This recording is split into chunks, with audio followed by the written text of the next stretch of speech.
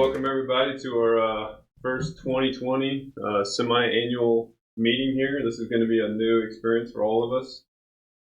Usually we've done these at a hotel lobby. This is the first time that we've had a professional podcaster in here from Jordan to help us out get recording. Ragle said he was going to do a little bit of singing for us in the middle of this, so that's good. All excited about that. Some entertainment. But we thank everybody for listening in on this, and we just want to make sure what we're going to do during this meeting is just kind of get everybody to talk a little bit about where we've been the last few years, where we're currently at, and where we're planning to go. We're going to try to keep it as informal as possible, and try to keep it quick, not to bore all you guys, because this isn't going to be exciting information. This is basically numbers and projections, so not too exciting, but we're going to make it as exciting as possible. So. Yeah. During this, I'm going to talk a little bit about the revenue, a lot of man hours, and some subcontract stuff that we have to start off with. That's going to kind of chime into a lot of operational stuff, a lot of estimating that Rahul's been doing. So he's going to kind of chime in on some of that stuff. Then we'll follow it up from an accounting perspective with William. And then Sam gets to finish it up with all the HR and recruiting. So, sound good? So we'll go into the presentation here real fast. All right, guys, we'll jump into this. Go. So what we're going to start off with from a perspective on where we're at and where we've been, one of the big things that we all think about every time that we're on a job is man hours. So I love to always look at these things. This information that you're going to see on these slides is only Texas. So all the Midwest division, everything out of that has been taken out of this. So this is just the growth of just Texas. Okay. So as you can see, we went back all the way to 2016. That is recorded data. So all the stuff that's in blue, as you guys can see, is all recorded data. Okay. You can see that there is a very steady growth pattern to the number of man hours that you're seeing. Here in 2016, we were somewhere right around 150,000 man hours. And as of 2020, we're projecting that we're going to be upwards of 500 and about 25,000 man hours. So that's kind of the growth that you guys have seen. If we continue this trend, in 3 years, it looks like we could be well over 800,000 man hours if we continue that trend. Okay. This will actually give you some exact information here. So personnel projections, as you guys can see, that gives you the exact numbers. That 146,000 is based off an average man hour rate that we have. So we actually have cost and billings on payroll. And we just took that number divided by the average cost per employee. Okay. So in 2016, based on the average employee of about 2,250 hours, that gave us about 65 employees that are field employees out in the field. Okay. And as of 2020, as you can see that growth pattern, we're projecting about 240 employees. So obviously, I think when we see that through groundworks, sometimes we see less, sometimes we see more, but on average, we're somewhere around 240 employees based around 538,000 man hours. Okay. Now, what's interesting about all this data is it has been very steady. So kind of the slope pattern that we've seen is we've seen 98,000 man hours increase year after year. If you take that divided by 2,200, that equals out to 44 new employees every single year that's hiring. Okay. That kind of gives you some projections on the last 3 or 4 years on what we've done and where we think we're going to go with everything. Okay. Any comments? No? Okay. All right, guys. Now we'll look at some revenue stuff on where we've been. Obviously, it's going to hopefully follow everything that goes on with labor, and it does very, very closely. But you can see kind of the 2016 through 2020 is recorded data, and then the red charts are projections. Okay. So let's look at the actual data here. Yeah, that's probably. So in 2016, this is Texas only again, we were doing $20.9 million in revenue. Every year we've grown, which is in itself kind of a miraculous feat.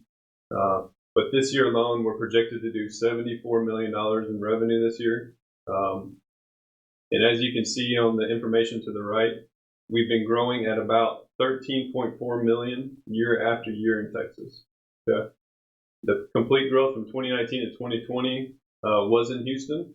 The DFW has stayed consistent, and it has become a stronger, more well-trained kind of group, and so that's been a very strong thing. But in Texas, every year after year, we've seen an average growth pattern of around 17 to 18%. If we continue this pattern of growth, we'll be at 114 million in 3 years. Okay. Comments? Good on that? Okay. We're going to go through this fast, right? Numbers, so don't want to bore you guys too much. Okay. And the other thing that we do like to look at with subcontract work is how this compares to our growth. A lot of times with subcontract work, we can't do as much work as we can without having good subcontractors, right? So I like to compare these numbers as well. As you can see, everything that we have in blue and in red is the actual revenue. Everything that we have in yellow there is the actual subcontract compared to our revenue. Yeah. Everything's been pretty consistent with growth. We have seen some up and downs in subcontracts, which is kind of a little bit of interesting stuff, but you can kind of see that here. So when we first started off our subcontracted work, you can see that we subcontracted 2016 was 8.1. In 2020, we're projecting about 25.7. Yeah. There was in 2018 kind of a decrease in subcontract work in growth, which basically means that we did more work that year related to our own revenue. Yep. So overall, we've seen an average growth in subcontract work of about 12%. And every single year we've done, and it's pretty consistent, we usually do about 30% subcontract work. So if we do $100 million in revenue, that means we're going to subcontract out about $30 million of that. That seems to always be that consistent pattern. That's an interesting pattern too, because I have seen that pattern out of the Midwest too. Even with the labor rates as it is, work always seems to focus right around that 30% mark. Okay. So as we grow, not only do we need to focus on internal stuff with personnel and everything else, but having really good subcontractors. We would not be where we're at today with some of the subcontractors that we have working for us. Okay. So that's a lot of the data that I have, from a 1,000-foot view. So I'd like to kind of jump into operational and estimating perspective from Ragle on what we've done in the past and the current and the future, and kind of get your comments on everything. Gotcha. I'm not going to talk numbers. I think you already talked about numbers, so I'll just have a few comments. I'll start with Dallas first. Like you said, Dallas hasn't grown too much in revenue, but last couple of years we have been stabilizing Dallas quite a bit.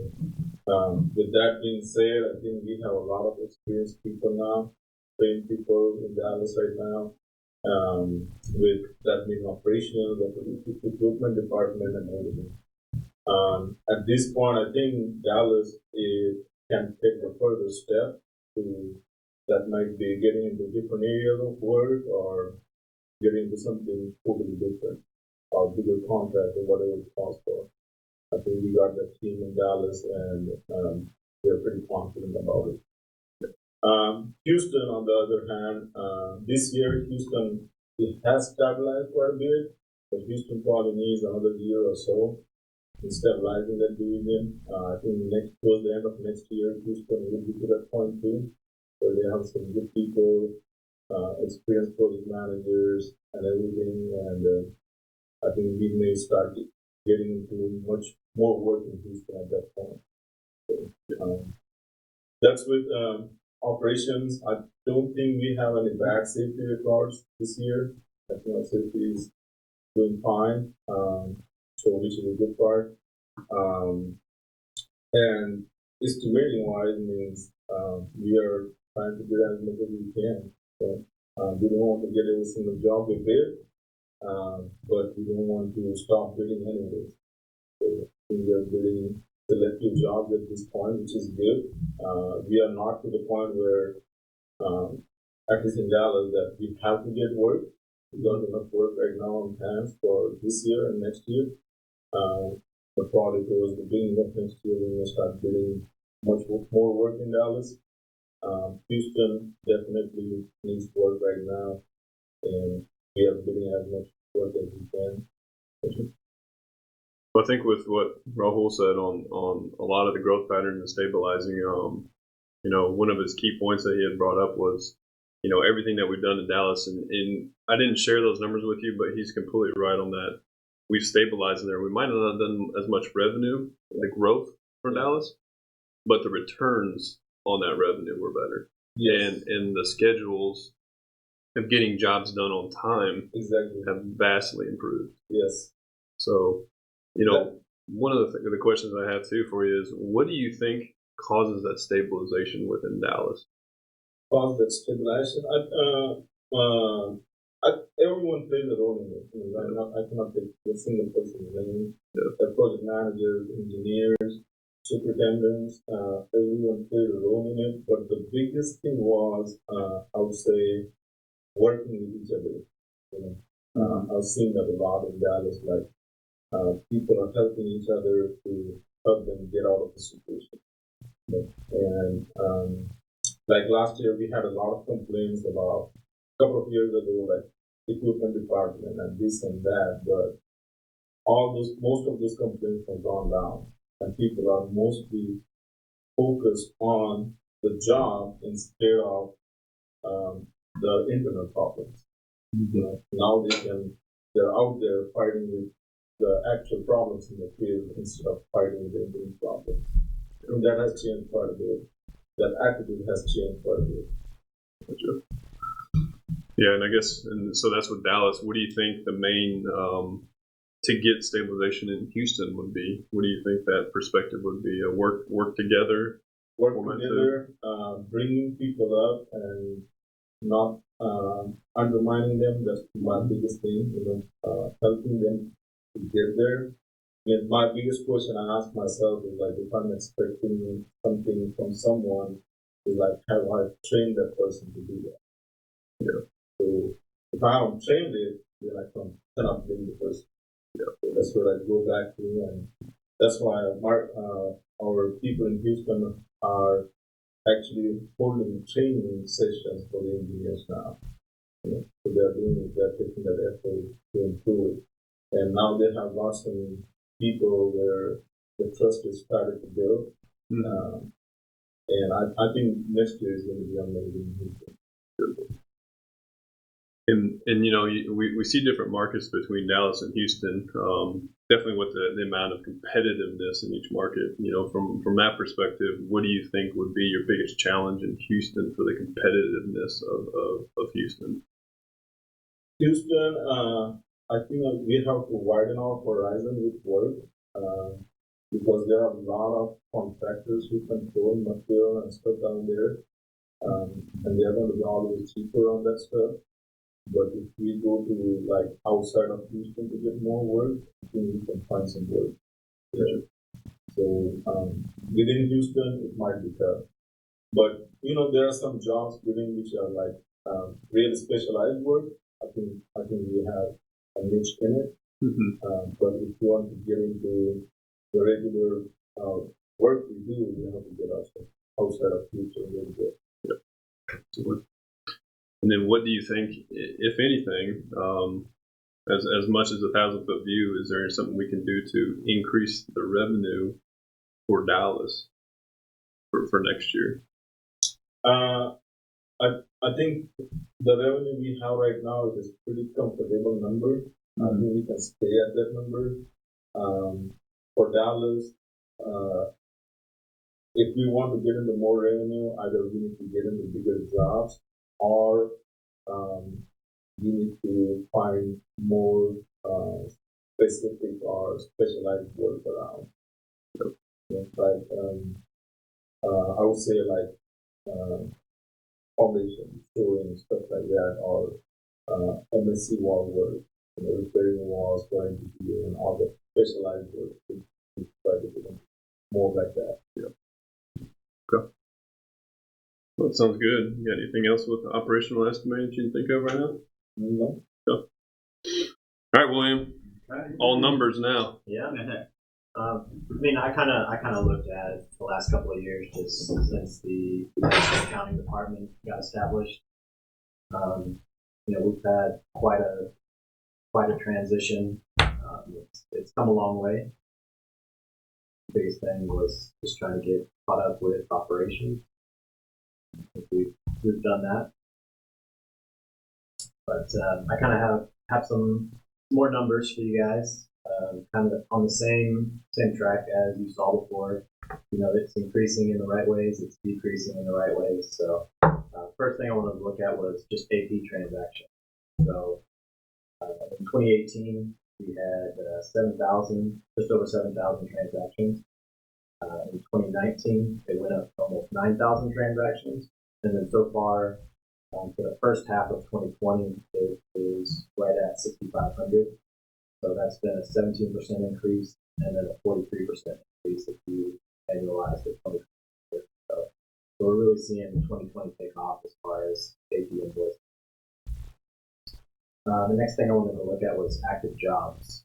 So for 18, we had 36 active jobs, and 19 we had 47 active jobs. So quite a jump there. For the first half of 2020, we had 39 active jobs. So you can see, AP, AR, both are really ramping up. And then the last number that I wanted to talk about was a decrease in the right way, which was our HR cost. So for 2018, we had a monthly cost of about $14,000. In 2019, that number decreased to about $7,800 per month. And so far this year, we've seen another decrease down to about $5,000 per month. So that's definitely, what we want to see. And part of that goes, to Sam and his work, not having to use recruiters. Now we have an internal recruiter. And, things are looking good. I mean, some of the things with accounting, and I know you transitioned into some of the HR stuff, but I want to ask you kind of accounting, just so everybody knows. One of the things that Ragle and I dealt with a lot when we first started here was a mess of accounting. What do you feel like was the biggest attribute to the change that your team has done with accounting? I mean, I think it's definitely just attention to detail. When I started, I think, if I remember correctly, AP was about 3 or 4 months behind schedule. So a lot of past due invoices, a lot of accounts on hold. It's just really digging into it and finding, keeping on people to get invoices coded and that kind of thing. So really attention to detail. Yeah, and it's a lot of people don't see that with accounting, and that's one of the things, a lot of people think about estimating, and a lot of people think about, operations with HR and everything else. But, I still remember Sam had told me that, as you grow, you always think about estimating and a lot of operations with HR, right? You focus on, hey, I got to go out and get work to keep expanding, right? And so then we get work, and then we get operations, and then we're kind of like, oh, hey, by the way, we got all this accounting we got to do too. We got to catch up with AP and AR and stuff. But you got to be building at the same ratio that we have, and we do think you've done a great job with that. And it's something that's very hard to do because there is so many processes and so many different loose ends to tie up. Because all the loose ends do come to accounting, right? If something falls through the cracks, eventually it comes down to money, right? So we do see a lot of that. So but there was a big change in accounting. I've seen that, like, the complaints we used to get a couple of years ago, from subcontractors, from vendors, like account going on hold and all that stuff. And it was not like you didn't want to pay them; it was just like the process wasn't streamlined. yeah, But now you don't get that much. I think that's something that we're looking at doing as well, is just further streamlining things. And part of that goes into all the stuff that we've been doing with groundwork. Mm-hmm. That's great. So we'll jump in with Sam here and kind of jump into a big improvement. Sam, you've been with us now for how many months? A little over 3 months. 3 months, and we've seen some of the biggest dramatic changes as fast as accounting and operations and estimating and everything Raul and William's done. Sam has really jumped into a role that we've seen some dramatic changes in. Yeah, I think the main critical factors were just to not only create a process, because process was there, but just kind of realigning it and then making it streamlined. So I guess we're pretty strategic in doing the search, interview, and validation process. When we extract a candidate, we get them try to get them in a hiring phase, but also just learning more about that person, make sure they're the right fit for Ragle is very critical. Again, I think coming here, there's a lot of cost. Coming out monthly, Will touched into that, how much we save. Coming into an HR perspective, you can end up saving. You can spend a lot of money, a lot of marketing dollars, a lot of dollars, bottom line, finding the right people. And minimizing that cost is very critical when I board it, because just using LinkedIn, for instance, everybody knows LinkedIn, it's the business Facebook. But a lot of people buy into those licenses that are $7,500 for $10,000, but you work for LinkedIn, so coming on board and having LinkedIn work for us was the biggest jump into it. But the biggest thing really regarding streamlining the process that I've been pretty religious to is just making sure the candidate has a good boarding experience, and then we've implemented check-ins, so we do a 30-day check-in, a 60-day check-in, a 90-day check-in, just to get their emotional intelligence and what they're feeling. So with that, gives us a lot of good intel to see where they need help, where they're stayed, what areas they don't need help, and where they're sufficient, where they're not sufficient. But it gives us a lot of good intel to help us report that information back to Raul or Jeff or even Martin down in Houston now on what areas they need to focus on building that person. So that's kind of the big thing that, again, I'm real big about, is the people and making sure that we gear them up for success. And they know people come to the table, they'll tell you so many things. They come from all walks of life. They have great experiences. Some come with baggage, business baggage. Mm-hmm. So they come with bad habits. But how do we reverse that and equip them to have good habits, the Ragle habits? So rather than, hey, I did it over here, I did this at this job, well, that's not how we do it. Yeah. Not what we do, by the way. Yeah. So again, equipping them and kind of really empowering them has been really the key component of the people behind HR, giving them a good roadmap. Let me ask you a question, because this is a big question I think I've had a lot of people even asking me about, is how do you, in your mindset on the people that you found some very good people, what do you think is the best way to find good people, to vent them, to try to find the best people for Ragle? What do you think in your mind has been the most success for that? The best so far since my tenure here is the referral system has been really successful in finding the right people, because you have people that say, hey, I work with this guy, or this guy knows this guy. And I'll reference check them on LinkedIn, but the first portal I go to is who our existing work class, who they know, who they work with, who they trust online. So that's been, everybody knows my name in the field, and like, hey, who do you know? I'll call them up, I'll text them. Even the ones that just boarded, I check in with them, have an open door policy, but I want to know, who do you know? We need a boarding operator, I need somebody now. So then from there, the secondary resource, of course, LinkedIn. LinkedIn is good, social media is very good, but it's very loose. You don't get really the understanding of the emotional intelligence of that person, the validation of it. Gotcha. But for the most part, the referral system, I rely heavily. Gotcha. No, because that is one of the biggest things that I've seen that has been important, and we got complaints. We've gotten so busy the last 4 or 5 years of building that sometimes you get caught up in estimating operations, and sometimes you have to forget to check in with people, right? Yeah. And the more you talk to people, the more they like to be checked in with. Like, right? They like to have somebody, they like to have, reviews, because, it helps them build and helps them remember that stuff. So that's something that, doing 30 days, and that's extremely important, So another big question I always had that maybe other people would like to know is, when you're interviewing somebody, how many interviews do you think are the best for the position that they're at? So I've read a lot of stuff about this. I want to kind of get your thoughts on it. Do you think one interview can really vent somebody, or do you think it's more like 2, 3? I mean, I know some companies go up to 5, but what do you think is your thoughts on that? I think they're good. If you do 2 interviews, you can gain a lot of that. I would say 1 interview, no, because that's just my perspective. So we have to bring a candidate in and get the perspectives of the business, of the unit. And so I can do, my behavioral analysis on them, but if I get your perspective, Troy, or Will, or Ragle, that gives a better outlook of what you guys seen this kind of character portrayed before. It gives you an understanding. Okay, I've seen this before. He's been very successful. Or I've seen this before. He will not. So again, getting them streamlined through a second or third interview process, I highly encourage not to rush it all through the phone or through chatting on LinkedIn. You bring them in and you have them come through a process.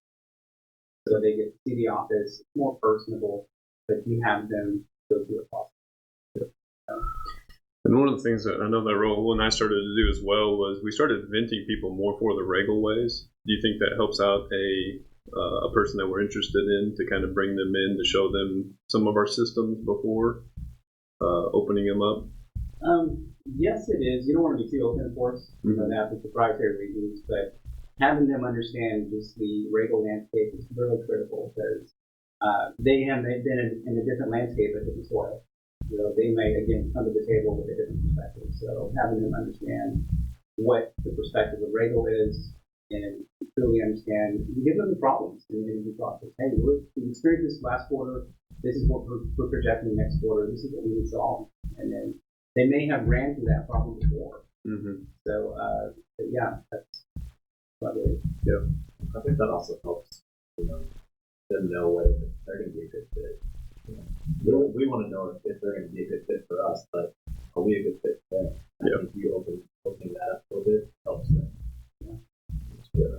Yeah, that's something too. If I was going into another company, I'd be like, what's that system? Because you kind of have a mindset on what you've been comfortable with through your career. Yes. How can my mindset be successful for this? And sometimes I always like to try to open it up without being too, here's everything, right? But try to give at least a little bit to try to get them open to the personalities that heck you're going to be working with, and the systems that we have might not be the best, but we're open to change, that kind of stuff.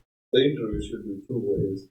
The company interviewing the candidate and the candidate interviewing Absolutely. the company. Yeah. So it sounds good. So guys, that's kind of a briefing. Do you guys have any other questions or anything you guys want to kind of go over? Anything else? I think the only thing we're missing is numbers. Yeah, any numbers for us? Well, hiring numbers, yes. So last year, I did pull some numbers for the second year. We actually debuted in the market. And we had, I guess, my system pulled up was 30 hires for the second year. And that was in 2013. And so coming in last year, we looked at the hiring. We had 149 laborers that we hired and 31 foremen above just last year alone. This year to date, we've actually have doubled the hiring. Now, there's always there's attrition that we deal with, which is a minimal percentage, but again, our growth always doubled with the hiring. So, I thought that was quite significant. So, again, we're not even year end yet. So how many people this year so far? So far, 316 hires. Yeah. Because one of the questions that I do hear a lot about, what do you think the turnover on that number is? 20 to 28%. 28% is what the market is. Okay. So our workforce right now, your projection is somewhere around 250 to 300. Correct. Yeah. But also keep in mind, even that 20 to 20%, maybe there are some people who said let go or not fit for the company and stuff like that. And people leave too as well. It's not just to say, attrition is derived from, your loss of man hours. So that people leaving, going to different companies or people doing like that. Yeah. One of the things that kind of brings up a question for really everybody here is, as we grow, and I've heard this from every company in Texas because of the growth that they have. Texas is one of the biggest markets in the U.S. Always the biggest problem with the growth that you always talk about companies is like, how do you find people, right? how do you, and if you can find those people, most of them aren't trained right. Operators, skilled carpenters, how do you train those? You know, I would kind of like to get everybody's thoughts on that. So if we keep expanding to where we're seeing where we're doing 120 million, 150 million dollars, how do we find those people and how do we train them? So on the operation side, I can say this, and I've seen this in the field, is our superintendents are more into training their people. You know, so they end up hiring them laborers, and they find out that the person is a hard worker, and they approach him, hey, we want to become a farm sitter, you know, and bring them up like that. But most of our foremen out here, they are actually hired not being a foreman, and they were later promoted as foremen. That's what they're doing. So they promote these people, and then they go hire more laborers. You know, and that's the cycle they have going on in the field right now. Which, even project managers, I think we are doing the same thing. We're hiring engineers and training them into becoming project managers, and the project managers are becoming senior project managers now. So that's the cycle they're following. It's working pretty good right now. Is there anything you think we could do? Because I know, like up in the Midwest, they do that kind of same thing, but also they go to classes. Like when it's downtime, right in the winters, there they go to downtime. Do you think that would be of a help at all if we could help them start some classes? Or I don't even know if they really do that here in Texas. I haven't really looked into that. If they have carpenter school or rigging classes and all that stuff. I think that would be a good idea to do. I have expressed this a lot to the supers to do that. Like when there's a slow day, if you want to bring your guys and train them, or if you want to send them to a class, you can do that. I think we're doing that a lot with our traffic control people. We're sending them to classes to make sure they're safe out there and all that good stuff. I have even told our traffic control superintendent that on a rainy day, don't send your people home, bring them to the conference room and just talk about safety and things they need to watch for and how to read traffic control plans and stuff like that. Some of them, I see them doing it, but in Texas, you don't get like a winter season, so it's kind of always busy. Yeah. Hey, it's raining next week. Hurry, get everything planned and ready to go, right? Yeah. So, because I think one of the things too is we really haven't had anybody as a directive over that for trainings. Do you guys think we need to try to put maybe Jose, a safety, or another individual to kind of like be more like ready to go for that stuff? Does that make sense? Yeah, that's always the option you can look into. Right now, what we started last year is, and I think Sam is looking at right now, that certain people need to have certain training. So we are making sure that when they get on board within so many months, they get that training and stuff like that. That's what we are doing as a minimum effort. But some OSHA stuff. Yeah. OSHA, traffic control, and some like we are even doing SWIFT and all that stuff. Yeah. But like carpenter and all this, we haven't found classes for it. Yeah, because that's one of the big things that they had up there. You know, one of the things I did like up in the Midwest too is they could go to like GPS. So if you would send an operator over to trying to learn on some equipment with some GPS robotic stuff, you know, that I can kind of train them for that. Okay. Sounds good. So, anything else you guys got? We're good. Again, piggyback off the training, and we're doing an audit right now as we speak, making sure that, like Ragle said, those guys, we pull our ledger up, making sure that what's needed, and then we put a 9 on it. Configured by this date. Just so things are produced. Yeah. But yeah, giving our new safety guy a little more autonomy and having them to actually have him doing the safety training and compliance to all new hires now. So it was part of that new hire orientation. Him being involved in the fact stuff. Gotcha. Great. Well, guys, I appreciate it. I think this thing went pretty good overall. Not too bad, right? So, but everybody, you know, with Ragle, we're going to appreciate everything, and hopefully you guys enjoyed this little bit of information. So If you guys have any questions in regards to anything, definitely feel free to reach out. But again, guys, want to appreciate everything that you guys have done for the first 2020. Everybody's working so hard, and it's everything that you guys have done to really help us grow to where we're at today. So again, guys, I want to thank you. Thank you guys, everybody in the room. So we'll part ways now. So thank you guys. Thank you.